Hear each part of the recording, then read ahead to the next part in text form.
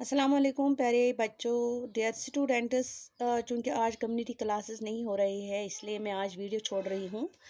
तो हम क्या पढ़ रहे हैं, हम स्ट्रेंज ट्रायल पढ़ रहे हैं। ये एक क्या है, प्ले है। तो थोड़ा सा प्यारे बच्चों, मैंने आपको पढ़ाया है कि इसमें क्या होता है कि यहाँ पे इसमें एक छोटी बच्ची होती है जिसका नाम एलिस होता है। तो वो 10 साल की होती है। तो जब वो नींद में होती है तो वो ड्रीम में क्या देखती है कि वो एक खरगोश के पीछे पीछे जाती है, जहाँ पे उसकी मुलाकात बहुत सारे क्रिएचर्स के साथ होता है। तो वहाँ पे किंग और क्वीन के साथ भी होता है। तो उसमें वो एक मैड टी पार्टी भी अटेंड करती है, जहाँ पे वो कुछ पीती है तो छोटी हो जाती है, फिर से केक खाती है तो बड़ी हो जाती है। And when she get up in the morning, she told this all this to her mother. तो उसने पूरी की पूरी कहानी वो किसी को सुना रही है कि मैं एक्चुअली मैं कहाँ हूँ। तो मैं किसी खरगोश के पीछे पीछे जा रही थी जो एक बल में जा रहा था। वहाँ मेरी मुलाकात बहुत सारी क्रिएचर्स से हुआ हुआ है। तो उसको बहुत हैरानगी हो रही है कि चूँकि उसने बहुत कुछ देखा था, जो वो अब रिकॉल कर रही है कि मैं कहाँ थी, मैं किस दुनिया में थी। तो वो किसी से बोल रही है, प्यारी-प्यारी, dear dear, how care everything is today. तो उसको बहुत अजीब-गरीब लग रहा है, सब कुछ अजीब-गरीब लग रहा है। तो वो फिर ये टेस्ट कर रही है कि फिर कोई किसी से पूछ रही है कि मैं कौन हूँ, मैं कहाँ हूँ, मैं किस दुनिया में थी। तो उसका जवाब इससे कोई नहीं देता है। तो दैट रिमेन्स अ पज़ल, वो एक पहेली रह जाती है, उसका सारा का सारा जो किस्सा होता है। तो फिर अपने आप को टेस्ट करने के लिए कि मैं वही हूँ जो मैं हूँ, तो इसके लिए वो अपने आप से कुछ सवाल करती है जिसका जवाब वो गलत देती है। तो उस टाइम वो बोलती है, नो आई एम रॉन्ग, मैं वो नहीं हूँ, मैं बिल्कुल डिफरेंट हूँ।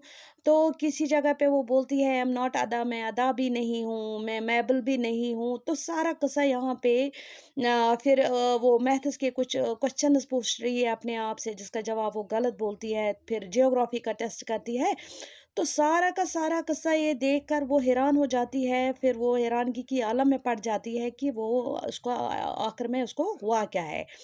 तो इसके लिए यहाँ पे जो इसका जो लिखने वाला है, मुसन्निफ़ है, जिसका नाम है लेविस कोरल। लेविस कोरल ने इस सारे किस्से को एक एक्चुअल शेप देने के लिए उसने क्या किया, उसने एक स्टेज बनाया जहाँ पे उसने एक ड्रामा की सूरत में ये सारा जो उसने देखा था, ये सारा किस्सा उसने एक ड्रामा की सूरत में उसके सामने पेश किया, ताकि छोटी बच्ची थी, उसका जो कन्फ्यूजन था वो दूर हो जाए, इज़न्ट इट? तो यहाँ पे जब इसको स्टेज पे लाया गया, यहाँ पे मैं खाली मैंने यही बताया कि जब वो किसी से अपनी कहानी बोल रही है। अब जब स्टेज पे ये ड्रामा शुरू हो रहा है, तो उसको जब लाया गया, किसको, एलिस को स्टेज पे लाया गया। तो वहाँ पे इसका नाम ही है स्टेज ट्रायल। ट्रायल मुकदमा को बोलते हैं। जिस तरह एक मुकदमा में किसी मुजरिम को जज के सामने पेश किया जाता है, फिर उसको बोला जाता है कि क्या हुआ है, क्या किस्सा है। तो इसी तरह इसको स्टेज पे लाया गया। अभी पर्दा उठा ही नहीं था। तो अब वॉइस शुरू हो गई, स्टेज लग गया, ड्रामा लग गया, इसको वहाँ पे पेश किया गया। Of stage the trial beginning. तो ये जो मुकदमा, ये जो ड्रामा है, ये शुरू हो गया। तो यहाँ पे Alice, Alice what trial is this. तो एलिस ने उनसे पूछा, एलिस ने किसी से पूछा कि व्हाट ट्रायल इज दिस, ये कौन सा मुकदमा है। Enter Griffin, enter Griffin, it takes Alice by hand and hurries off. तो यहाँ पे कोई कैरेक्टर है, ग्रिफन है, जिसने, जो वहाँ पे एक कैरेक्टर था ड्रामा में, तो उसने एलिस को हाथ पकड़कर वहाँ जल्दी जल्दी लाया, स्टेज पे लाया। लेकिन एलिस ने उससे पूछा कि व्हाट ट्रायल इज दिस, ये कौन सा मुकदमा है। जब ग्रेफन ने उसको स्टेज पे पेश किया, हाथ पकड़कर उसको वहाँ पे लाया, तो ग्रेफन ने कहा, कम ऑन, यानी ठहरो ठहरो एलिस, कम ऑन।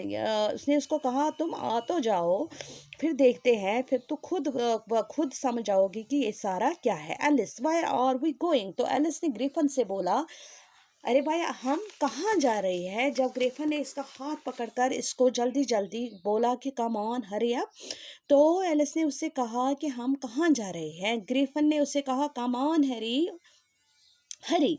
तो ग्रिफन ने उससे कहा कि जल्दी करो ना, कर्टेन ओपन, पर्दा उठने वाला है। The scene is set like a court scene. तो वहाँ पे जो सीन बनाया गया था, जिस तरह आप सबों ने देखा होगा या स्कूल में भी हम करते हैं ड्रामा शेमा, तो वहाँ पे जो सीन था, जो मंजर था, बिल्कुल वो उसी तरह बनाया गया था जैसे कि वो एक कोर्ट था, कोर्ट का सीन था। जहाँ पर कोर्ट मीन्स आपको पता ही है, जहाँ पे मुजरिम को पेश किया जाता है, अदालत जिसको बोलते हैं, अदालत का सीन मंजर जैसा बनाया गया था। The king and queen of hearts seated on their thrones, तो with the whole pack of the cards around them. तो वहाँ पे नकली तौर पे मतलब ऐसे ही इसको, ये कंफ्यूजन जो एलिस का था उसको दूर करने के लिए, क्योंकि उसने बोला था मैंने एक किंग और क्वीन के साथ भी मिल गई हूँ, तो वहाँ पे एक किंग और क्वीन भी पेश किया गया था। King and queen of hearts sit on their, वो अपने शाही तख्तों पे बैठे थे, उनको शाही तख्तों पे बिठाया गया था, और उनके इर्द गिर्द जो था क्या है, कार्डों का मतलब एक पैक था, मतलब बहुत सारे कार्ड उनके इर्द गिर्द रखे थे। किनके इर्द गिर्द? किंग और क्वीन के इर्द गिर्द। वहाँ पे वो जो किंग और क्वीन था, वो एक्चुअली वो असल में नहीं थे, वो ऐसे ही उन्होंने बनाए थे ताकि उसका जो कन्फ्यूजन है वो दूर हो जाए, इज़न्ट? तो उनके जो इर्द गिर्द बहुत सारे कार्ड उन्होंने रखे हैं। The naive stands before them in chains. तो वहाँ पे जो मुजरिम था, नेव था, तो एक मुजरिम उनके सामने पेश किया गया था जो कि जंजीरों में लटका हुआ था, समझे? With a soldier guarding him on each side. तो उस मुजरिम के, ने मुजरिम को बोलते हैं, जो मुजरिम उन किंग और क्वीन के सामने पेश किया गया था, तो उस मुजरिम के दोनों तरफ जो क्या क्या थे, दो सॉलिजर्स थे जो उसको गार्ड कर रहे थे, यानी उसकी निगरानी के लिए दो सॉलिजर्स उसके दोनों साइड में रखे थे। The white rabbit stands near the king. तो वहाँ पे एक वाइट रैबिट भी लाया गया था, वो भी एक्चुअल का रैबिट नहीं था, वो भी ऐसे इमेजिनेशन था, मतलब नकली, सब सब चीज़ नकली बनाए गए थे। वहाँ रैबिट भी एक वाइट रैबिट भी रखा गया था, that was stands near the king. तो वो बादशाह के नज़दीक मतलब रखा गया था, होल्डिंग ए ट्रम्पेट। तो ये जो रैबिट था उसके उसको मतलब चाहे उसके गले में था या उसके नज़दीक ही था, एक ट्रम्पेट रखा गया था एंड ए स्क्रोल, और स्क्रोल था। प्यारे बच्चों, ट्रम्पेट एंड स्क्रोल क्या होता है? जिस तरह वो ढोल की बजाते हैं ना, वही 12 क्रीचर्स। तो वहाँ पे जो उसने वो ख्वाब ख्वाब में बताया था कि मैंने ऐसे ऐसे क्रीचर्स देखे, तो वो भी लाए गए थे, नकली तौर पे लाए थे लेकिन लाए थे। 12 क्रेचर्स, बर्ड्स और बीस्ट्स। वहाँ पे छोटे जानवर भी लाए गए थे, और बीस्ट्स भी। बीस्ट्स किनको बोलते हैं? जंगली जानवरों को, ठीक है? तो वहाँ पे ये सब चीज़ें रखे गए थे। Sit behind a long table. तो एक बहुत बड़ा टेबल था जिसके पीछे ये सारे चीज़ रखे गए थे। बहुत ज़्यादा बड़ा टेबल था जिसके पीछे ये सारी चीज़ें रखे गए थे। क्वीन और किंग भी था, तो मुजरिम भी था। ए लार्ज डिश ऑफ टॉर्टस, मतलब कचौरियाँ जैसी होती है ये टॉर्टस, यहाँ पे डिश ऑफ टॉर्टस होता है, कचौरियाँ जैसी रखी गई थी, लाइज ऑन द टेबल। तो टेबल पे एक डिश था, मतलब कचौरियाँ रखी गई थी, बिल्कुल टेबल सजाया गया था।